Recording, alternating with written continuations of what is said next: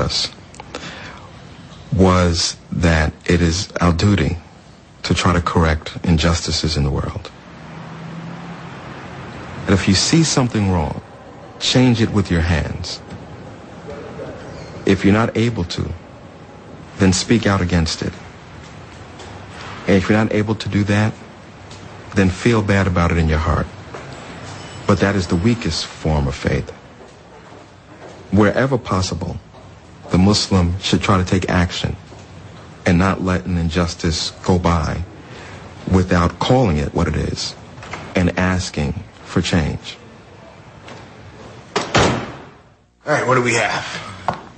Books prepared for the week. Dealing with change is part of Jamil Johnson's job. As Chief of Staff for Congressman Gregory Meeks of New York, he manages the congressman's schedule and briefs him on policy issues. The biggest problem with the bill is that there's the issue of discrimination using federal funds. Because it's not like a private grant. You're telling me that you recommend a no vote. I'm recommending a no vote. As we said in the beginning, I'm going to give you the technical part and what I think the issue is. You take care of the politics. Good deal. What else we have? My goal is not necessarily to simply seek votes or campaign money or to be accepted as a part of the game. As Muslims, we must seek justice. So what I try to do is educate. In many cases, the best thing that you're able to do with that kind of education is decrease prejudice and increase understanding. If I practice my Islam on the job and do that without trying to interfere with anyone else's practices, whether they be religious or otherwise, then I make it easier for the next Muslim that comes on board. Especially also if I do a good job, because then some of the prejudice, some misunderstanding goes away. One of the narrations. Johnson coordinates the Friday prayer service, or Jummah, on Capitol Hill. It's grown since we started it. Used to be sometimes 3, 5, 10 of us. Now there can be up to 40, 50 people. We're busting out of the room that we're in. It's kind of a re-energizing, kind of refilling our fuel tank with faith again for the rest of the week. The image of the messenger gives us an example of somebody who was extremely successful as a head of state. Nevertheless, he never had to compromise his integrity.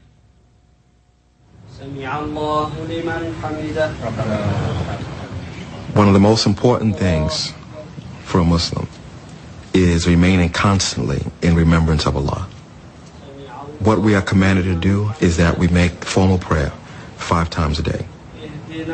Because when you live in a society that constantly gives you acceptance and praise because of material things or achievement, we need that constant remembrance of Allah in order to kind of bring us back to the right path.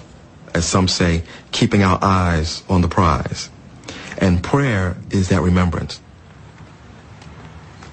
Even though Islam isn't the biggest faith in America, even though it's sometimes ridiculed, the fact of the matter is that I can practice. I can make my 5 prayers a day. It was much harder for the Messenger of Allah sallallahu alaihi wasallam and his companions to do this. The first Muslims faced a torrent of ridicule and abuse when they practiced Islam in public. Attacked by crowds throwing stones, they retreated to the surrounding mountains to pray in secret. Many pagan families split apart when their children converted to Islam. Finally, the leaders of Muhammad's tribe, the Quraysh, decided that harassment alone would not be enough to stop him.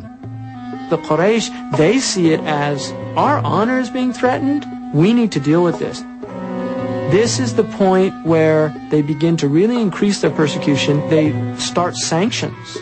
on the house of Bani Hashim, which is the sub-clan of the Prophet Muhammad. They begin sanctions. They begin to prevent them from trading, from transacting. And that meant that basically they were being starved out. They couldn't buy food, they couldn't do business. Abu Talib was ruined by this. The Hashim lived in one street, and Muhammad and Khadija and the children moved into this street. And this became a little Muslim ghetto. And this leads to real hardship. There's a period of time where, according to the tradition, they're actually eating from the leaves of trees. Famine destroyed the fortunes of Muhammad's protector Abu Talib and his follower Abu Bakr. The survival of both the clan and Islam were in jeopardy. But for Muhammad, the damage hit even closer to home. Khadija, Muhammad's beloved wife, perhaps weakened by the privations, actually died. And that was just a crippling blow for him. Left him feeling alone and vulnerable and weak. He would miss her all his life, I think. Then the catastrophe happened that Abu Talib died, perhaps himself weakened by the deprivation in food. Now, without Abu Talib, Muhammad was fair game for assassination.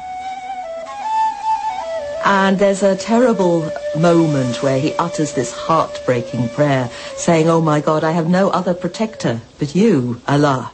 And how was he going to move forward?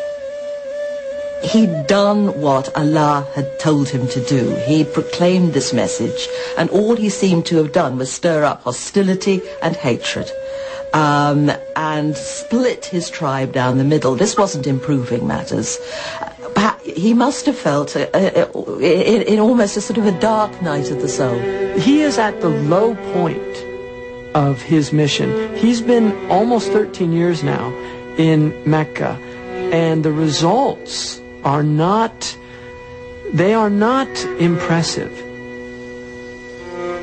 But at this point, at this low ebb, he is now being prepared for the most extraordinary mystical experience of his prophetic life, and that is what is known as the night ascension.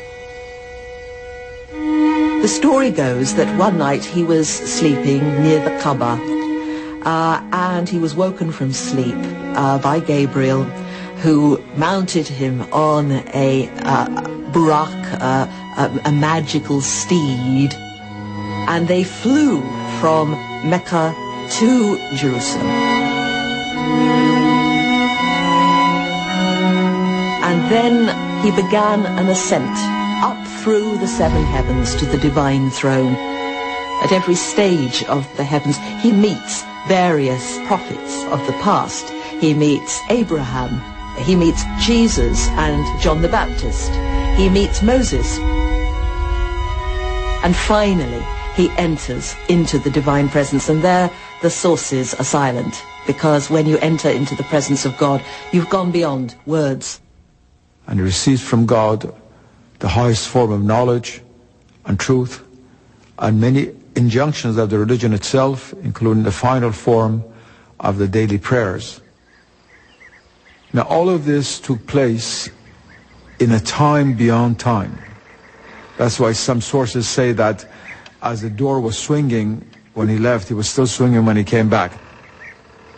For later Muslims, this also meant that the departure point, that is, Jerusalem, the Dome of the Rock, became also important. Muslims say that there are three holy cities in Islam: Mecca, and Medina, the city of the Prophet, and Jerusalem.